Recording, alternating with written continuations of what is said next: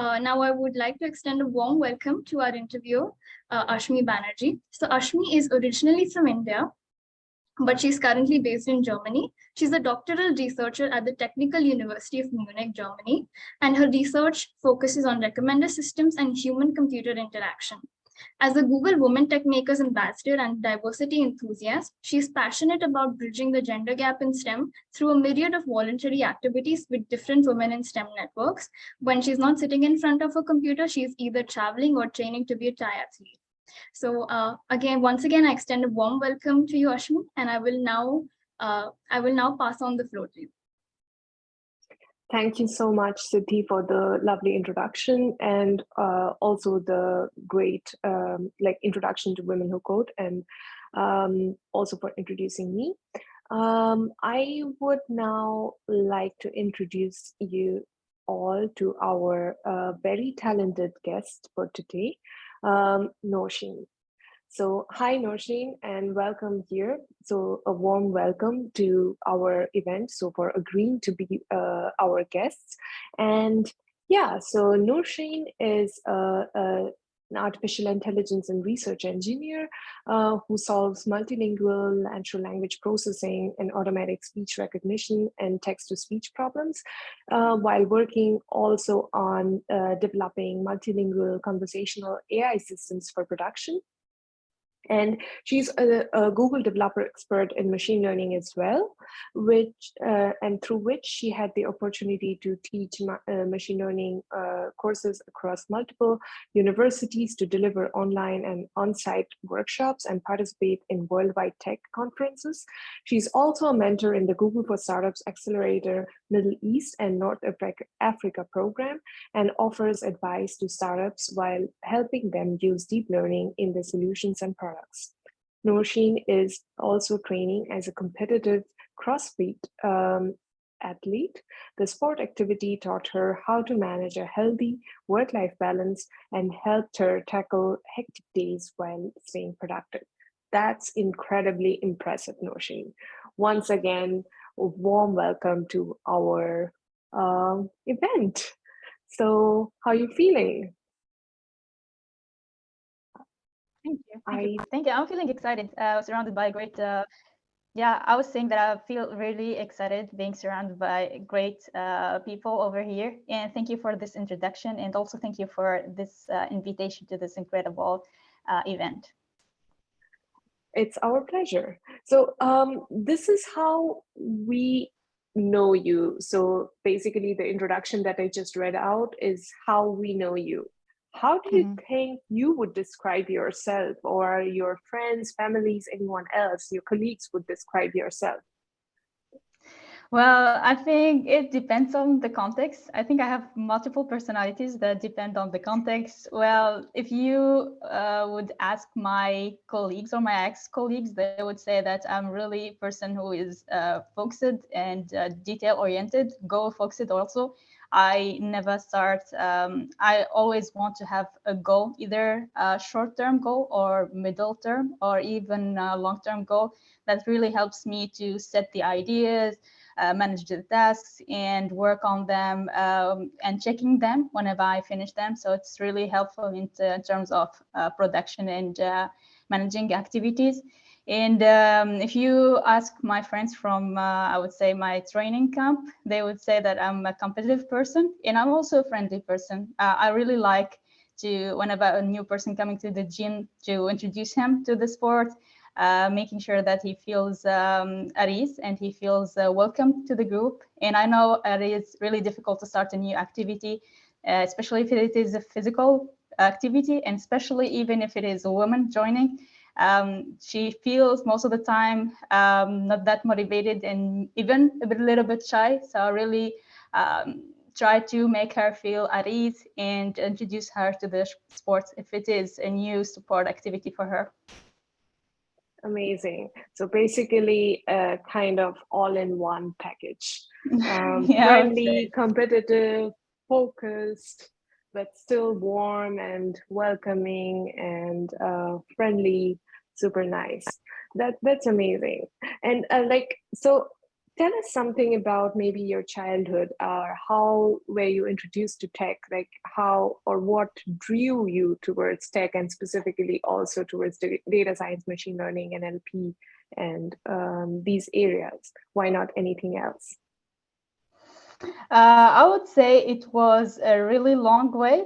So I was born and raised in Tunisia, which is a small country, North Africa. And I started like learning math from the beginning. And I had a master's degree in applied math. And at that time, I only loved doing math. And I didn't not know where I was going to apply it. Just solving equations, solving problems in really diverse, let's say, fields, but not necessary to applied machine learning.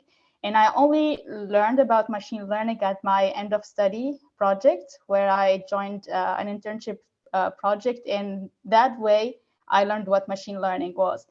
And it was kind of a surprise for me, because I was looking for something which is a mixture between what I've learned at math and programming. And I saw this machine learning a great opportunity to apply this knowledge into something that is great, and into something that has really, and I saw that it has really, or could have a really great potential in the future. So it was a discovery for me. I just tried it out, and I fell in love with it. And I saw that maybe this could be a great start for me to build a career over there. And this is how it starts. That's incredible. Actually, we have at least one other math major with us today. So our fellow Mansi is also a math major, and she sends high five in the chat. So yeah. Nice. Yeah. So like you said that you grew up in Tunisia. So how, like, we don't hear too much about that country or like those areas, right? We are always hearing about US and stuff happening in the US or UK or EU, but not too much about like countries like Tunisia or, you know, other African countries. So how was the tech scenario there, or how, especially like when you grew up versus now, and do you see any improvements, and how was the situation there? Well, I think I saw a lot of improvement in the tech community and in the tech industry in Tunisia, especially for the last, I would say, 5 years, at least, where I started learning and studying about it and searching what's going on over here. And I saw a lot of improvements. And I think this is major part is related to new startups that are raising over here, and that had this faith that Tunisia could be a great start to build a tech company. And I think we have already great resources, either engineers, math applied, or data scientists, or even students that had already started their first step in machine learning or deep learning or artificial intelligence in general. I didn't think that they thought that this could be a great start, that we have great resources, and maybe that we could use them in order to build local startups and start working in incredible projects, not only inside Tunisia, but also worldwide. Mm-hmm. That's amazing. And I mean, in India, for example, we know that so I grew up in India, and we like basically there the situation or the scene also changed in the last couple of decades, and the tech scene basically. And how would you say that the thing, so was there some sort of boom, or like how are children encouraged? So for example, what I'm trying to say is that as a child, as a female especially, so I never realized that there exists such a lot of gender gap and gender diversity issues in tech until I actually came to Germany. Because in India, I had a lot of my female friends studying computer science, and I never really realized it. Because what was shocking, or what was a problem or concern for me, was that I wanted to study chemistry, and then I was told that, oh, you're a girl and you will be posted somewhere else, and so don't study chemistry, instead go for computer science, right? So this is the kind of thing. And how was that gender balance in Tunisia while you were growing up? Well, I would say that there is similar things between what you're saying and what we're living in Tunisia. I was born in a country where I did not really feel this gender imbalance, either through my studies. So in my class, we have half and 50-50, I would say, women and men over there studying math or studying applied math or programming language also. And even when I joined my first job, I would say also here in Tunisia, there were engineers, women engineers with the same number of men engineers. And I started seeing this difference when I got introduced to worldwide conferences or worldwide workshops and communities like the GDG community. And I saw this difference in terms of number. So in conferences, most of the speakers are male, in workshops also. And even when it is about working outside or seeing that tech is not really divided equally between female and male. Mm-hmm. Yeah, so it's kind of the similar story, I guess. Yeah, that's sad, but I guess that's why organizations like Women Who Code and other GDGs are or women tech makers, they are doing their best to bridge this gender gap, because on a worldwide level, I think we should really bridge this gap and have more women in tech and leadership positions. So during this tech journey, what was your most aha moment, or like when you felt that, oh, I'm so glad I'm in tech and not somewhere else, and I love this thing, I feel so accomplished? Do you have some moments to share? Yeah, I would say everyone has those moments through his study or through his career. And from my side, I would say when I started seeing the applications of AI in real world, this is where I had this feeling. And especially when I started, so I work a lot in conversational AI systems and natural language understanding. And the day I saw that we can actually make computers understand our language and we can converse with them easily, I was excited about that. And I remember when I worked on projects related to the Tunisian dialect itself, and I saw that I can converse with a machine that I worked on, that I trained it by myself, and I can actually communicate with it, and it can understand my local language. This is where I got really excited, and I wanted to continue further and see if there are actually limits to this, or it is all until now a really large domain and large field where we can learn more and add value to. Mm-hmm. That's really true, because when you see that your machine or your model actually works the way intended, that's basically one of the most satisfying things that can ever happen to an ML engineer. I can Yeah, totally relate to that. So definitely. yeah, I totally get it. But then, do you have any tech role models whom you like to follow, and who inspire you, or you derive a lot of motivation from that particular person, the way that person or the work that person does, or something like that? I don't think I have one particular person, but I would say a lot of startup builders and leaders are inspiring for me. And I follow them a lot on Twitter and see what they are coming with. And what I really like about them is their background. So none of them started with great university studies or a great, let's say, educational path with no setbacks or failures. I remember that a lot of them went through those setbacks, and I think that those setbacks are the kind of things that built the personality that they have today, and this strong personality that can face all challenges and build themselves by themselves, whatever challenges they face. Mm-hmm. And what about like founding your own startup? Are you ever planning that? Not in the near future, I would say, but sometimes it tricks me to think about this, but not at the near future, I would say. Okay. Okay. And so tell us a bit about, I think we might have some curious attendees who are really interested in knowing a bit about GDEs. So you are a GDE in machine learning. So maybe I will lead the,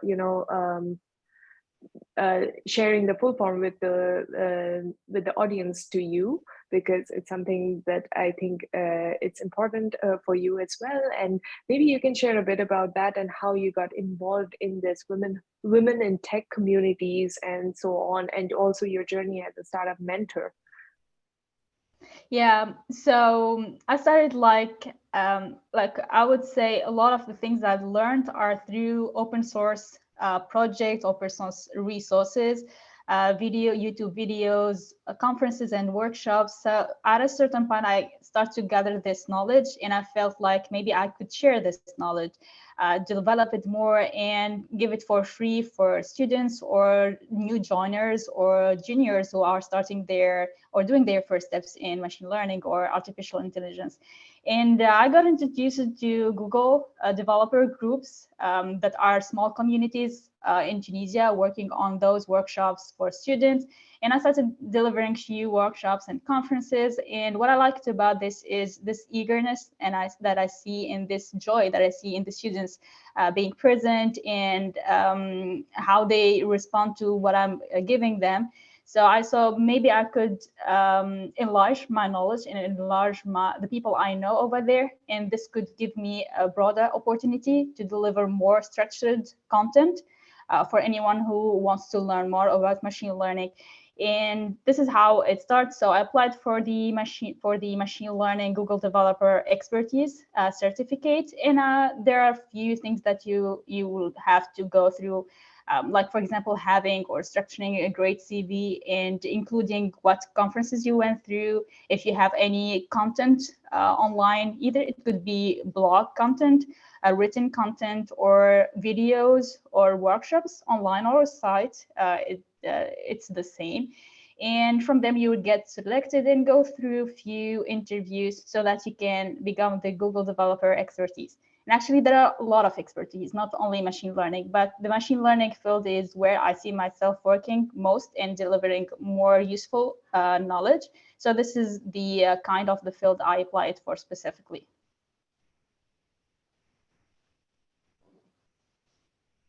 I think you're muted. Yes, I was muted. Yeah, no, I was just praising you and your amazing achievements. Yeah, because I mean, I'm also associated with Google and its communities, and I know like getting the GDE certification is not a walk. So yeah, that's incredible actually.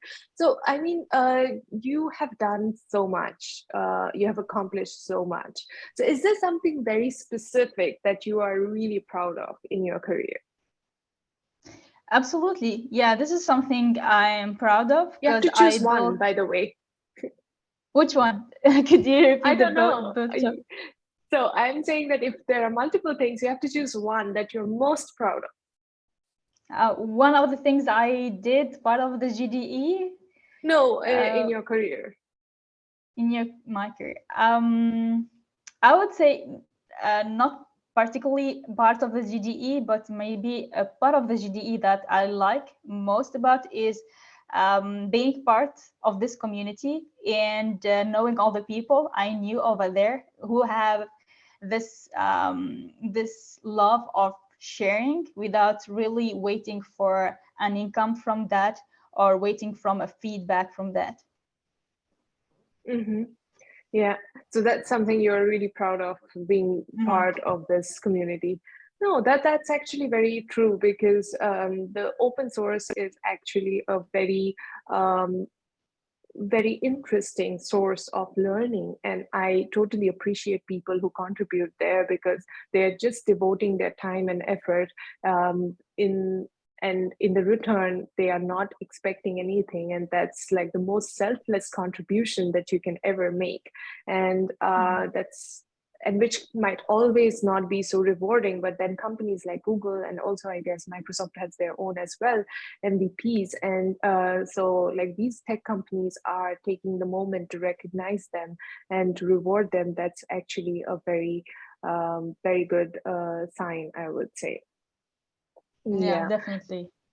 Yeah, so like if there would be something in your career that you would like to go back and change, what would that thing be?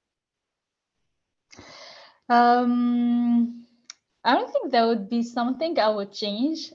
Even things that I did not do the way I wanted to do them, I would say that everything you did, either great or less greater, are meant to be done this way because you actually learned something from that. Even if you did not do a great project, even if you went through a conference that you did not have a great feedback from, I think that certainly you would have learned something from this conference or from this project that that is making you the person who you are today, because you are learning and you are building better content, you are building better expertise, you're learning more, and from time to time you're sharing better content for the people who are following you or attending your workshops.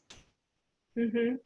That's a really nice way of looking at things, and a very positive, optimistic way of learning by doing and not giving up, I guess. So that's really nice. But then, what were the challenges that you faced in your journey? Walk us through some of the challenges. I would say like searching for maybe a job that suits your expectation, especially when you're either a beginner with you have no expertise or experience, or you're joiner like with less than 3 years of experience. It would be like difficult to choose the job that you would love to work in and be fully flushed about. And there are a lot of criteria that could change from a person to another. Maybe some people look for a great paycheck, other look for a healthy work-life balance, other look for something that or tasks they would love to do. And I think applying for jobs and looking for jobs that would probably make you a person who is working working hard and without feeling this this pain of work is something difficult. So I Mm-hmm. think finding the right job for you is a challenge. Mm-hmm. And I mean, how did you overcome that?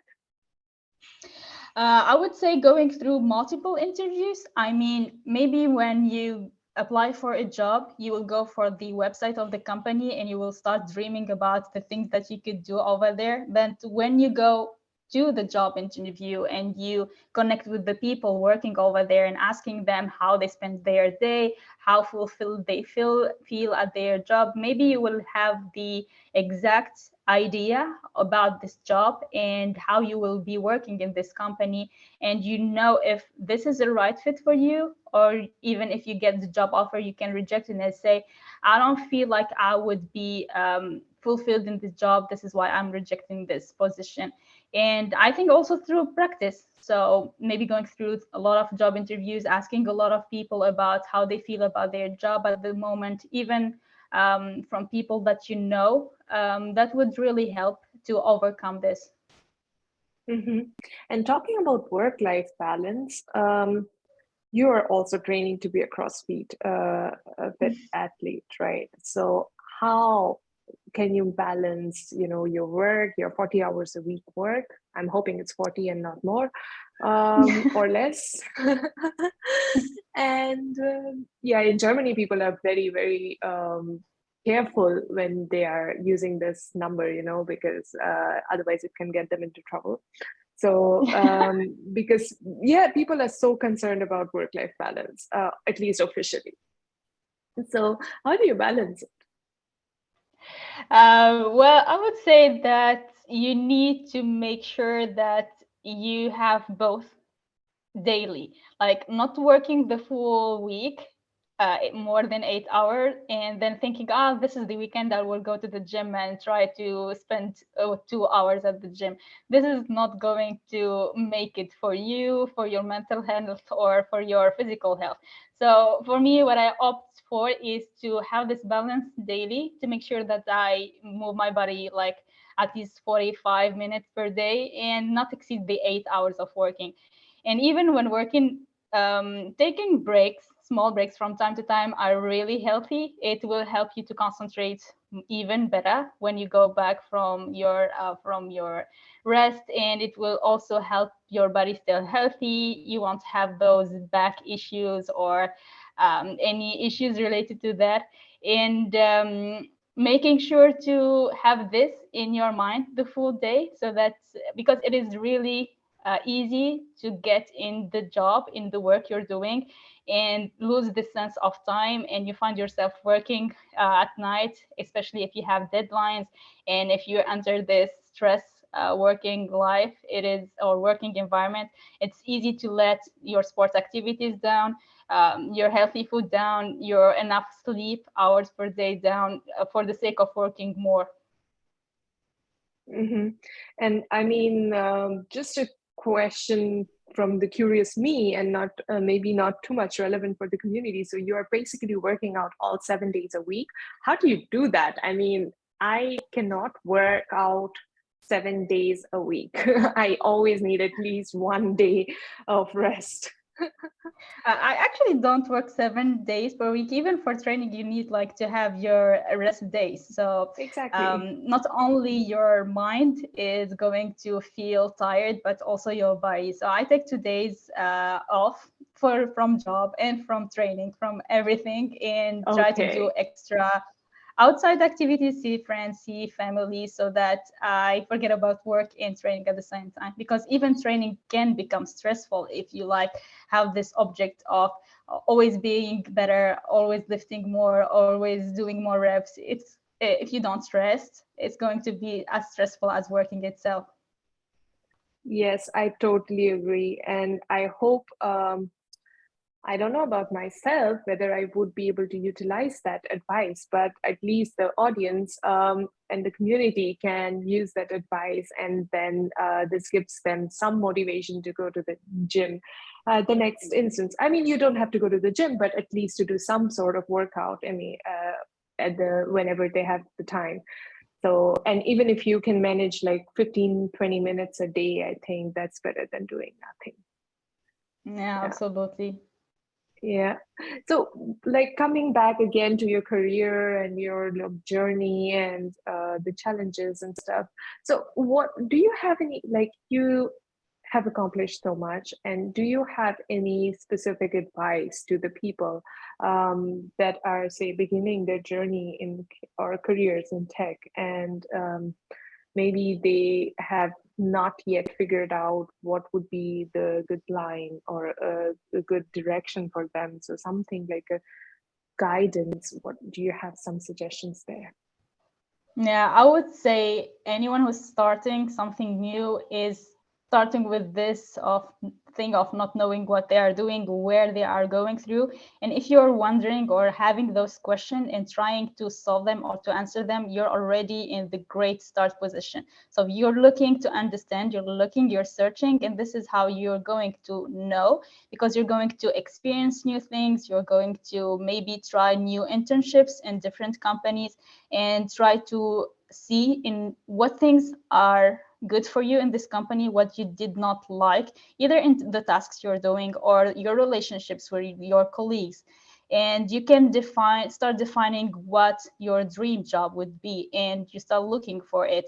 And even if you're just studying, you're in the procedure, or you have all the chances to try everything, to try learning from here and from there, not only concentrate on the courses you're already having through your university, but also trying courses online, reading books from here and from there, to try to see what matches you, what matches your expectations, your personality, how you would see yourself working in the 5 next years.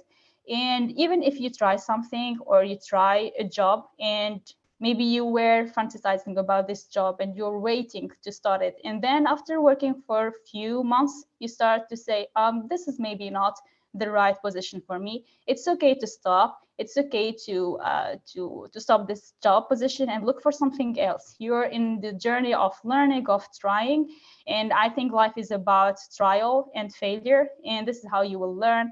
And I mean, if you don't like something, drop it, try something else. It's better than to continue and then after 10 years and you would say, oh, I should have stopped at the job, I should have started a career in tech or starting a career in management or anything else.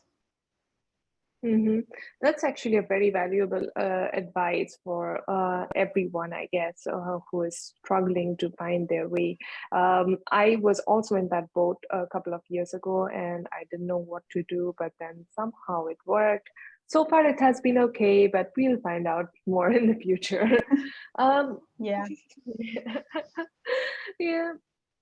So, I mean, and now the second part of that question is basically like, do you have any advice for women so that we can have more women interested in tech? And like, how do you think it's possible to do that? Yeah, this question actually reminds me of a post that I saw that a lot of people, a lot of women have this fear of applying for a job where the job description do not fill or coincide with their with their skills. Although men are here to apply even if the job requirements are far away higher from them. So this is kind of the aspect of women who feel shy and do not want to try something that they expect that maybe they will not succeed in. So what I would say is, if you find a job that is only 40% where you feel yourself like having the expertise in, try to apply it there. Even if you feel like maybe you will not go through the first interview, try it out, apply for it, prepare for your interview. Maybe this is going to make a change in your career. Maybe this is a new opportunity for you to try something else, to maybe discover new things about yourself that you did not discover because you did not take the time to try them out. So my advice would be to try things that scares you, to try those things that maybe you feel afraid about trying, because those are the things that you will learn the most of, and that maybe are going to change your full path for maybe a better path. That's a very inspiring conversation, or a very inspiring way to look at things. But with this, we come to the end of the first part of our conversation, where we have prepared a little second part for you, where we will be asking you, so it's a rapid fire round where we will be asking you some questions, and Siti is already sharing the screen. So yeah, so you have to choose between different options, and yeah, and no explanations are required. It's okay if you want to give some more, because okay, but no detailed explanations are required. So Okay, maybe we can start, right? So Mac, Linux, or a Windows person? Linux person. Okay, that's really nice, because I am a Linux, or I would say I'm a Unix person. So next is Vim, VS Code, or PyCharm. Which IDE would you like to use, or you use? The VS Code. Okay, that's good. I'm more of a PyCharm person though, but it's okay. I'm just doing it with you for fun. So command line or GUI? I think it depends, but more about command line, I would say. Same here. Next one, Android or iPhone? I would say both of them. I use both actually. Maybe Okay. I'm a bit biased to Android. Sorry? I'm a bit biased for Android. Yeah. I think, yeah, I'm more of a Mac person, but like when it comes to phones, I would choose Android. Yeah. Okay. So data science or web dev? Definitely data science. I knew it. Next one. So would you like to be a manager or a developer? I would say 70% developer and 30% manager, if I can answer the question this way. Okay, we'll accept it. Next one. So backend or front end? Backend. Next one, coding or partying? Coding. I'm not even anything you would put behind partying. I would choose the other side. I'm not a really going to party person. Okay. So basically, it's always coding and not like, so maybe just tweaking it a bit, coding or CrossFit training? Oh, that's a hard one. But still, if you have to choose one. If I have to choose one, I would say maybe training, because maybe I think if maybe one day I can change completely my field of work, not necessarily coding, maybe changing to managing, but I feel like I will continue doing CrossFit at the same time. That's a really nice way of looking at it. Yeah. Okay, so next one, remote work or work from office? Remote work. Yeah, that's really nice and flexible. Yeah. And so are you a morning person or a night owl? Morning person. I mean, my level of concentration starts high and starts dropping, so I better not work at night. I prefer working early in the morning. Okay. So this is the last one. So tea or coffee? Coffee. I want something really strong to stay concentrated the full day. Tea is like when I want to relax, but not when I want to work. Okay, so with this, we have come to the end of our conversation, kind of like the planned part. And now we would be answering the questions. So we see a lot of questions. So people have a lot of questions for you. So I already see 5 questions, and I guess Siddhi, she will help us with the moderation of the questions. Yeah, sure. Just before I start the Q&A, I would just like to mention that it was a lovely conversation hearing you both chat. It didn't feel like a formal interview, and it was very like friendly, and it was really nice to hear you both talk. And I would also like to mention one funny anecdote was when Nourchene was mentioning about her training and all. I have a very bad posture, so as soon as she mentioned it, I quickly like sat upright. I was like, I need to fix my posture. So thank you for that. And I guess now I can begin with the Q&A. Yeah, I hope her words could motivate you to go to the gym or take some care of your posture and start training soon. Oh, it did. I was like, I'll have to start working my shoulder muscles now. So I'm really motivated to go. Nice. All right. Yeah. So we have our first question, which is, so NLP is a very niche domain. How do you get started as an absolute beginner? What I would say is NLP is part of the machine learning and deep learning. So if you want to start with NLP, don't jump to NLP directly. Start with machine learning and deep learning and learning all the basic stuff, either classification, regression, algorithms, learning what it is about underfitting and overfitting, because all those basic concepts you be using them for NLP. And NLP is just using those concepts to apply them for text or for speech.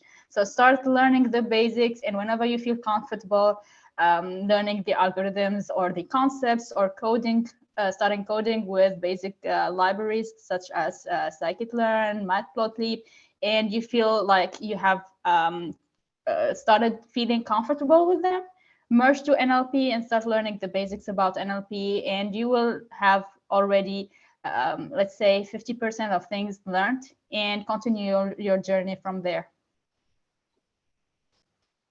All right, thank you for answering that question.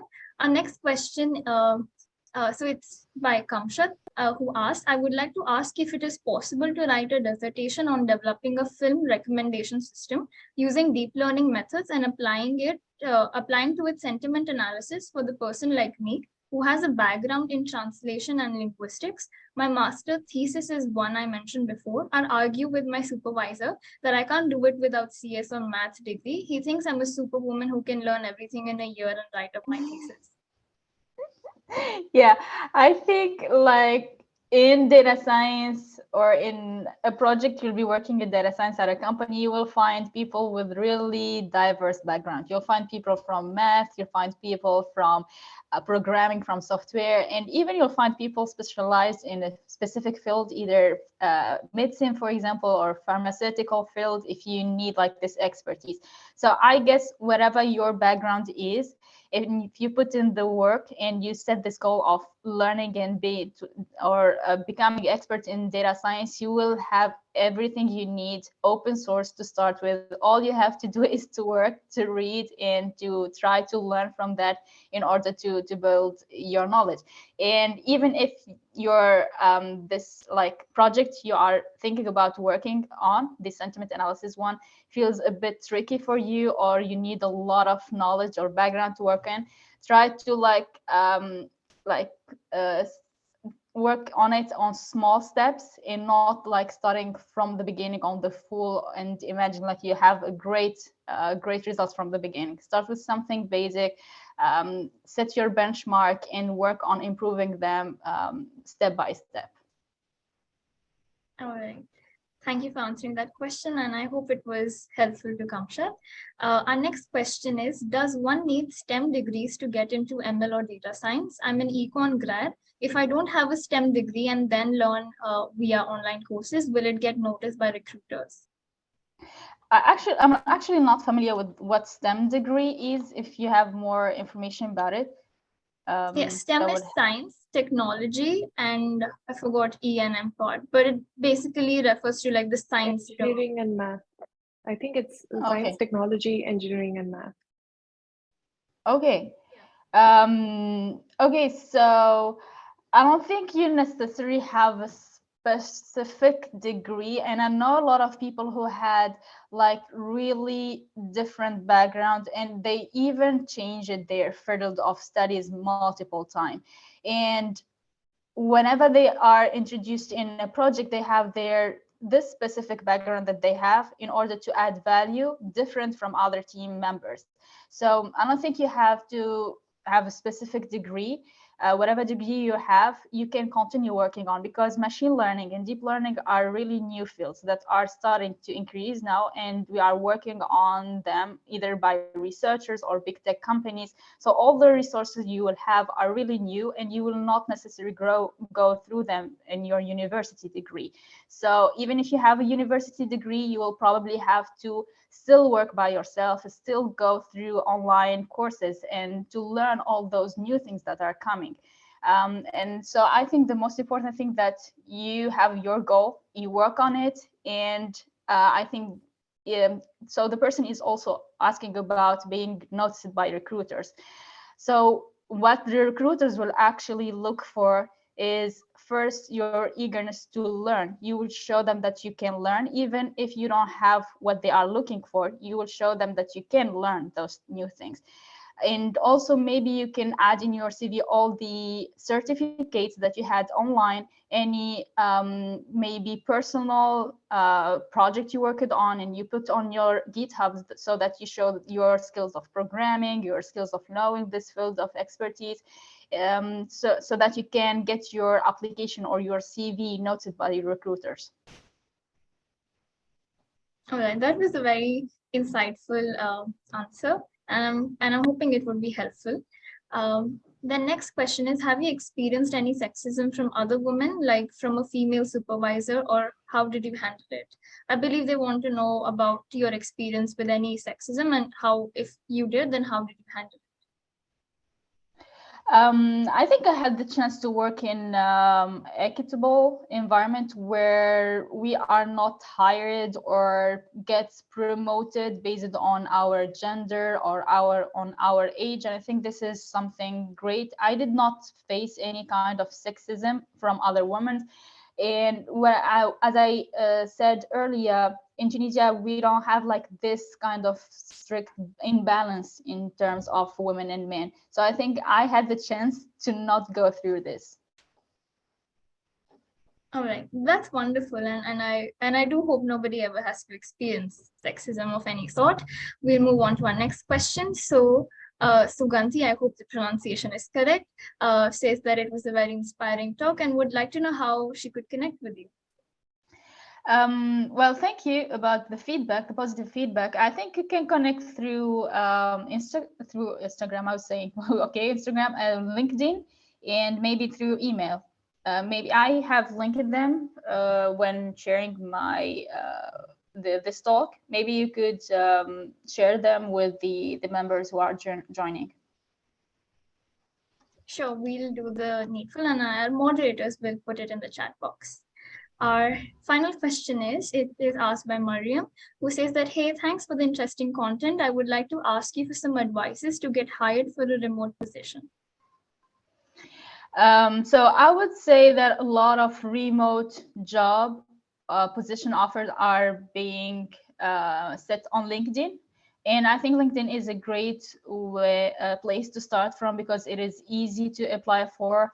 And I think before applying, you really need to build this great CV where you show your skills, your motivation behind joining this company. And maybe you can also prepare specific CVs for each company or for each position, because the position could differ from a research engineer to an NLP developer to a data science to a deep learning engineer. So depending on the position you're looking for, you can manage to have a CV for this specific job offer. And what I would also suggest or advise you to do is to not send one CV or to apply once upon a while, but to try have this goal of sending 5 to 10 maybe application per day, so that you maximize your chance of getting hired or at least getting asked for a first interview. And also, even if you are not accepted or you're getting rejected, it's okay. The good thing is that you can ask for feedback and to ask them what did not go well. And from this feedback, you can structure yourself so that you can correct those and try to be better at the next job interviews you will go through. All right. Thank you for answering that question, and you shared some really valuable tips. So again, once again, I would just like to thank Nourchene for answering the questions of our attendees. Sorry, I muted myself by mistake. So I would just like to encourage people, if they have any questions for our speakers, or if they have any doubts, then they can ask us. We still have a few more minutes before the webinar ends. So if you have any questions, please feel to ask us. If not, then I guess we'll end the webinar. So I guess we'll wait for a few minutes to see if there are any more questions. It was an absolute pleasure to have you here, Nourchene. And Thank I you learned a lot about you and your experiences, and definitely drew a lot of inspiration from that, from your journey. Thank you. Thank you for this opportunity, actually, to have to share my knowledge and connect with new people also. Mm-hmm. Always a pleasure. I believe that we don't have any more questions. So I would just like to extend a very warm thank you to Nourchene and Ashmi, and also to all our attendees for taking out time and attending this event, and to our speakers for taking out their taking out their time and participating in this event. So I guess we'll end the webinar here. So I guess we'll see you all in the next event of our series. Bye, everyone. Thank you for joining. Thank you. Bye.